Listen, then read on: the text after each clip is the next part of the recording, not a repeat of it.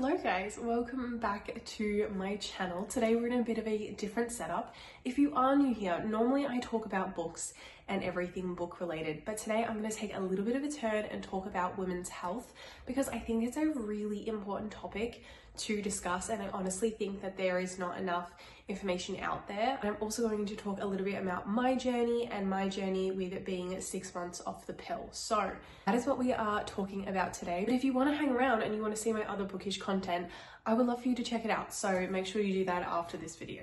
In this video, there will be some TMI. I won't go in depth about certain things, but it will be there. And I will also be kind of talking about supplements and that kind of stuff. I'm not a doctor, but these are supplements that I am taking at the moment and are really good for hormone balancing. So also please keep that in mind. Okay, without further ado, I am going to take this back to like 8-year-old me. So my story actually starts when I was 8 years old. At 8 years old, I started going through puberty, which is the youngest age that you can actually start going through puberty. So I was 8 years old. At 9, I got my first period. So there went all my childhood. So at 9, I got my first period, and I didn't know anything about it, obviously, because as a 9-year-old, why would I? I think my mum was just waiting till I was a bit older to talk about that kind of stuff. So I had no idea what on earth was going on. Basically, all I was told was there's this thing that happens to women and you'll get it once a month. And you'll feel some tummy pain, and this is how you can treat it. You can take Panadol, you can use heat pads, and then there's like pads and tampons and all of that kind of stuff, which I don't think I used a tampon until I was like a solid 17 years old, because I was scared of them and getting an infection. And as I was developing at such a young age, I actually got a hormonal growth on my lip that I actually had to get like lasered off. So that also happened. So I was just young and I was going through it. Then at about 16 years old, my period just stopped and I didn't have it for an entire year. And kind of since then, it had been fluctuating a lot. Then it started to become really, really painful to the point of I would be at work and I would throw up and I would faint. And I've done that a number of times being at work. I remember I was actually going for a trial, like I was trialing at a restaurant, and it happened and I still got the job. But yeah, it's very bad. So I am a huge advocate for like being able to take leave while you're on your period. I think that definitely needs to be something that is talked more about. Yeah, I started to get really, really painful periods. Then I noticed the fact that my periods weren't coming some months, and then so I would have 1 month I would not have my period, and the next month I would have it and I would be in excruciating pain and I would be fainting. So I kind of tracked it like that, so I knew that, well, if I didn't get it this month, then the next month was going to be really bad. I had no consistency whatsoever. My period was just coming whenever it wanted. I remember I had 1 week I had my period, the next week I didn't have it, and the following week I had it again. So I think it's safe to say that my hormones from a very young age have been all over the place. And when I was 20, I think I was 20, and I decided that I would get on the pill, and mine was the Estelle. So I think they said that I was using it for skin, and then obviously contraceptive. So I was using that, and I used it for about 4 or 5 years, so maybe I was 19, 20, anywhere around there. I was dating my now husband at that time, so I knew that there was a lot of things about the pill, and I just wanted to start it to get used to it, but also I was just terrified. I was terrified of the symptoms that people have told me about. I wanted to see how things changed and if things changed, and I knew that in my body things would change as well. So I kind of wanted to get used to it before anything happened. So I saw some side effects from taking the pill, but none of them were bad by any means. The pain went away. I would hardly have any cramps at all. My period was lasting like 2 days. Obviously I would get it on time all the time because I'm taking something for it. So those are the big things that I noticed while taking the pill. Then I decided that, you know what, I'm going to stop. It's been 4 or 5 years now of me being on the pill, and I knew that past 5 years you were at more risk of getting cancers and bad diseases and stuff like that. So I was like, you know what, I am going to get off the pill and I really want to see how my hormones are going and if my period has changed at all. So that was that journey. Now you have all of the backstory. So fast forward to December of 2024, and that is when I took my last birth control pill. And I wanted to track everything. So I have a little blue book. So in this little blue book, I track all my symptoms and how I'm feeling and all of that stuff. So I started using this. I also started using Natural Cycles, which is use like a temperature thermometer. I am not good at this. I find it really annoying to like roll over and take my temperature, and it's also like beeps, and it beeps quite loudly, and I always wake my husband up. So it's kind of annoying in that sense, but I think if you're really following it and you want to use it as your form of contraceptive, then definitely go for it. It's a great source. But for me, it's honestly just to track my period.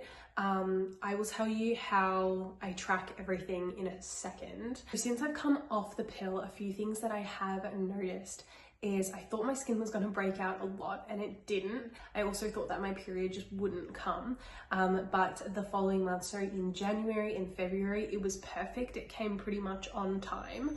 So I also noticed that I was less irritable, I was less angry, and I actually fell in love with my husband more than I was while I was on the pill. I've actually heard that a lot of the time when people start taking the pill, their love for their partners changes, and I never thought that that was a thing. Me and him were already dating before I took the pill, and then I started taking the pill, and then we were dating, and then of course I went off the pill and we're married. And I honestly, I'm not even gonna lie, I think I fell in love with my husband more after I stopped taking the pill, which is a great sign, so I'm happy with that. The other thing is libido. I haven't really seen a change in my libido that much at all, but yeah, my hormones are still not great. So since coming off the pill, I've also noticed that I have a lot of ovulation pain, which I didn't know was a thing. I don't think I had ever gotten this pain before. I honestly thought, well, it's just cramps, right? So it must be my period, but it hasn't been, and they are to the point and they are so severe that I actually have to go lie down and I have to have a hot water bottle on, and it's not my period at all because I don't get my period like until like 2 weeks later. So that's crazy. Like I never knew that that ovulation pain could be a thing. My mum was the one that actually brought it up to me and said, hey Nat, you could actually be getting ovulation pain.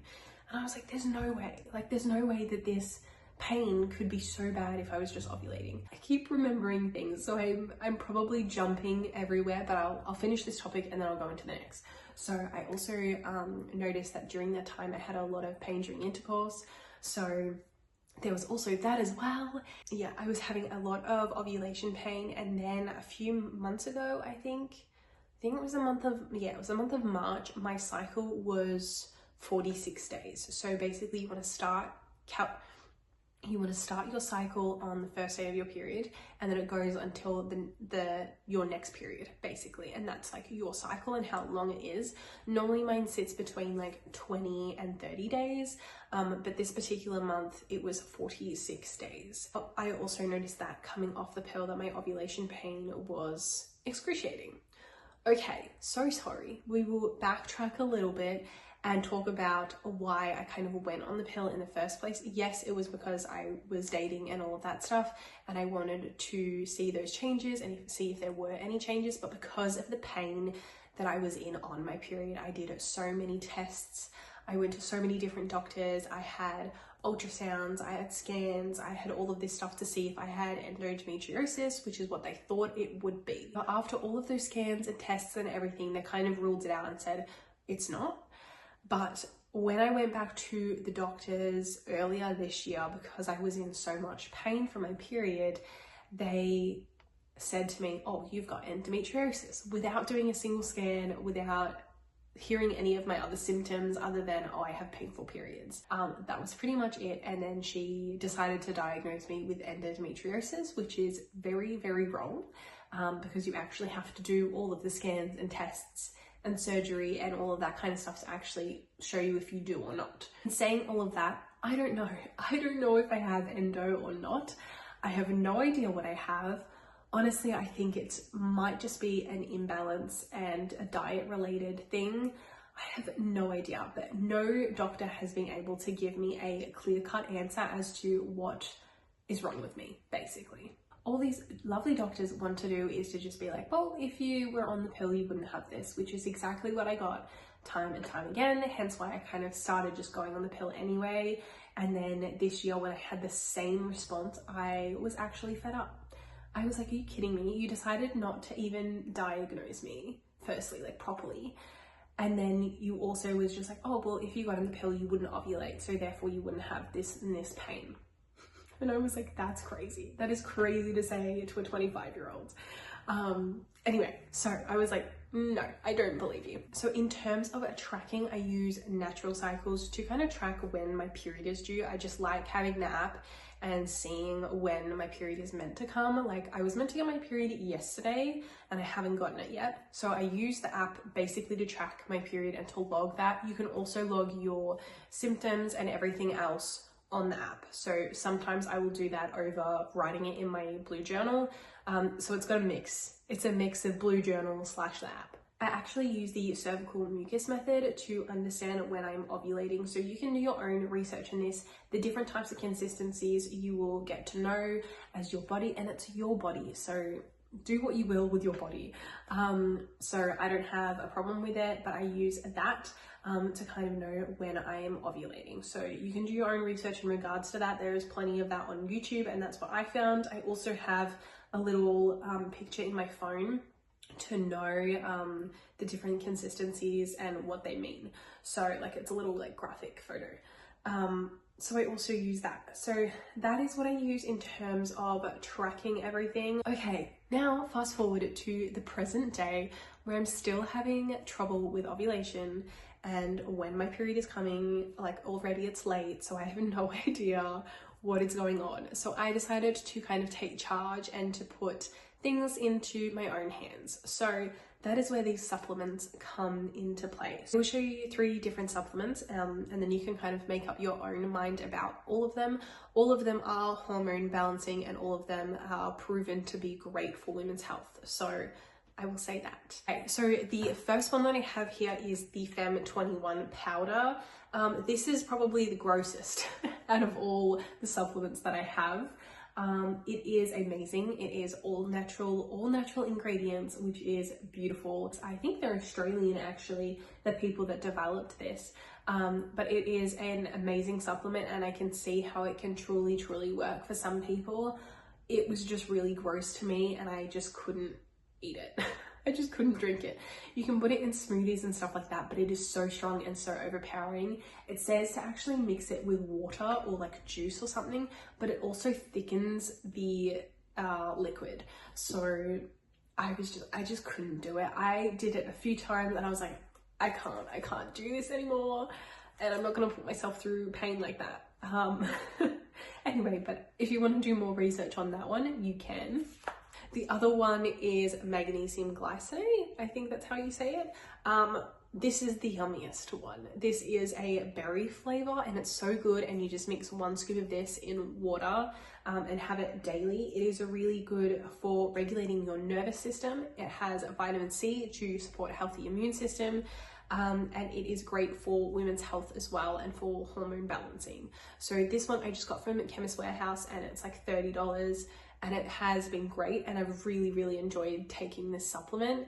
As I said, I haven't taken these consistently for over a month yet, but when I do, I will report back to you and tell you how I'm feeling. I've just started taking this as well. It is really good for your hormones. Okay, so this is good for your gut health, your immunity, your energy, your focus, and any inflammation. She has made this particular one for like your skin as well as your hormones and everything like that. So this is also a tablespoon just by itself in the morning. It's kind of has like a lemony taste to it. It's still kind of a little bit gross, but it's not as bad as the other one. It just has like a sour lemon taste to it. So those are the supplements that I have, I am taking just these two at the moment, both in the morning. So that is for the supplements. The other thing that I'm doing is starting to have a anti-inflammatory diet. So there are a wide range of foods to help with inflammation. So I am going to stick to that diet for however long I can to start to see like actual results in my body and to see if I can regulate my menstrual cycle basically, and my hormones. I've had an absolute breakout this past month. I have not felt like myself at all since the 46-day cycle that I had. I have no idea what part of my cycle I'm up to because it just keeps getting later and later and later. I have not felt like myself in over a month. There's been little things that are going on every single week in regards to my health. As you can tell, I am still sick. So I've been sick, I had food poisoning, my period is meant to start soon. I have no idea what cycle I'm in, so I have no idea what I'm feeling. One day I will be happy and the next I will be sad. One day I will be full of energy and the next I won't, which is not how it's normally meant to be. Normally you have 1 week per each thing, and that's a 4-week cycle basically is how it's meant to go, but that has not been the case for me, and I really want to fix that. As I said, my skin has been breaking out like crazy, like it has never broken out like this before. I'm getting pimples in places that I have never gotten a pimple in my life. So I am quite frankly just over it, and I am hoping and praying that fixing my diet and taking these supplements will fix my problems. And if it doesn't, that is where I will take things further. I'm not going to just keep going if I don't see anything changing. But at the moment, I really want to try and fix it naturally. And if I can't fix it naturally, then I will have to go to a naturopath or somebody else that can help me fix this problem, who is not just going to refer me back to the pill. Okay, lastly, I just want to touch on this little blue book again. As I said, I put all of my symptoms and everything in here. Now, since I am following a new diet, I am putting what I'm having for breakfast, lunch, dinner, for snacks, any beverages, and then my symptoms down the bottom. So I am not calorie counting in any way, shape, or form. I am just using the information that I found on an anti-inflammatory diet and kind of sticking with that, using all of the anti-inflammatory ingredients and everything like that, and putting into what I've eaten for the day, and anything that I've drank. Ginger and turmeric is a big thing, so I've actually got a ginger and turmeric tea to help me. I also have a period wellness tea. I'll see if I can find them and I can just put the photos up. I will link everything else that I've talked about in this video down below as well, just for you to easily access. Yeah, so ginger and turmeric is really, really good for you. So I've been using that tea, and I also have the period wellness tea. It also has a lot of herbs that are good for women's health. So I have all of that, and that's what I'm going to use. And that is what I'm using at the moment to see if I can fix my hormones. So I hope this has given you some form of insight into women's health. Maybe you've learned something from this. Maybe you can start taking a supplement for your health as well. Or maybe you want to come off the pill and you've been scared to, and yeah, found some information regarding it, and I hope it helps. I am going to take you along with me for this journey. So next week we are going to talk about what I eat in a day. I can also do what I eat in a week if you like. Yeah, I have a lot of video ideas for this little section that is a bit different to what I normally talk about, but I think that more women need to know more about all of this stuff. I hate the fact that I grew up not knowing anything about my period or about women's health. Yeah, hopefully I've been able to help in some way, shape or form. I will see you guys next video, and if you are wanting more of this women's health thing, don't forget to like and subscribe, just so I know that you guys want more videos like this. So yeah, please let me know, and I will talk to you guys next time. Bye.